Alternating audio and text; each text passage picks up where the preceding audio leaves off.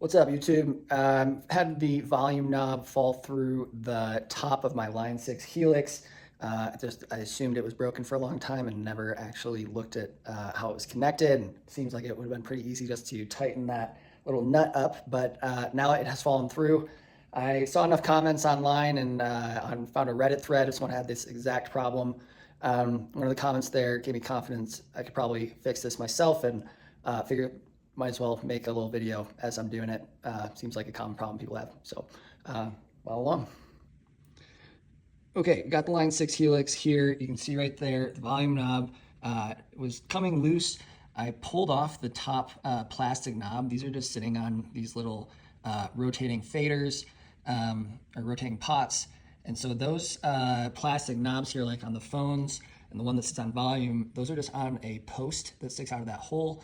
And the actual rotating encoder is attached to the top there with a small nut. So when I pulled off the top volume knob, when I was finally looking into trying to fix it, that encoder just fell down in there. All right, I took the back of the unit off, just laid out the tools here in the exact pattern that they're in. So you can see there are two in the middle that have rubber knobs, and then two in the top left and right corners that have rubber knobs for the feet of the unit. I have this little Hodo tools kit, super useful little electric screwdriver to take all that off. I will point out that in the bottom left corner, there was these two extra screws that screw into the back. This is a little rubber pad, and that is for the foot pedal here. Looks like that when this foot pedal moves up, this little bar here will run into that foot pad. So you don't actually want to take those bottom two screws out in the bottom left. All the other ones just on the top of the unit, and then there's three on the bottom and on the other side on the top that you'll take out as well.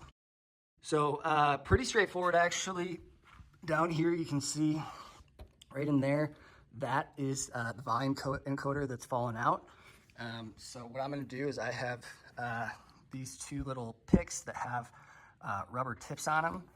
So kind of use this and handle them gently. I've also got this little handy directional flashlight so I can see under there. I'm just going to use these two sticks like chopsticks to push that through there and get it popping out the other side. All right, using my two little handy tools there, I was able to just push that encoder back and get it to pop out the side. I just reached underneath and grabbed it with my my fingers there.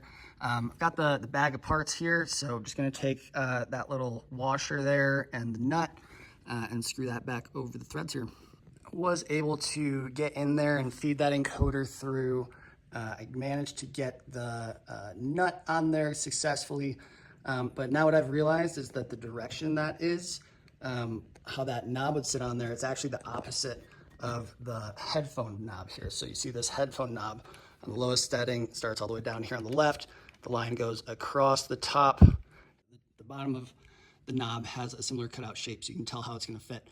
And what I realized is that the way that this is sitting, it would actually, the knob would start kind of pointing up here and sweep down on the bottom, which would be fine. It would still work. But what I'm going to do is I'm going to take, again, one of my little tools. I'm going to loosen that screw up, and I'm just going to use that to kind of slowly spin that component that's inside there around in a circle. You can kind of see when the light is on it better. It's just a square. You spin that square around so it's 180 degrees, and our fader will be in the right direction when we put it all back together. All right, managed to get that on there. Just used a pair of pliers here, wrapped it around, the edges of that little hex nut, and screwed it on. Just take your time. You can see I got one little nick there on the paint. That's gonna be covered up by the volume knob anyways, so that's totally fine. But next step here is actually putting the knob back on and closing up the back. All right, you can see that little guy right back there with the red wire coming up from it. That is the volume knob now put back into the right place. Don't be a dummy like me, and even, though you're trying to put the knob on the right way, still do it the wrong way. So I tightened that hex nut down, realized that I still had the volume knob the wrong way and had to turn it around. So the way you want this situated on there is that so those wires are coming up from the side that is close to you. So back there you can kind of see that the rest of that board is facing away, and that's like a rectangular piece. The wires are on one side. for the knob to be the right direction, you want those wires closer to you. So now it all remains is putting this back on and making sure it still plays. Okay, honestly, I can't recommend these little Hodo tools enough. You can see that guy there. You just push the top button, screws itself right in.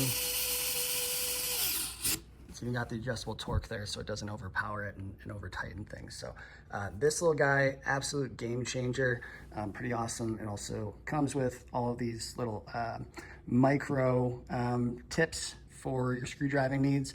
I'm not sponsored by Hodo, but hey guys, if you want an influencer in the making here, come talk to me. All right, so the good news is that putting it all back together, it seems to be working actually. Let's volume up, and I turn it down.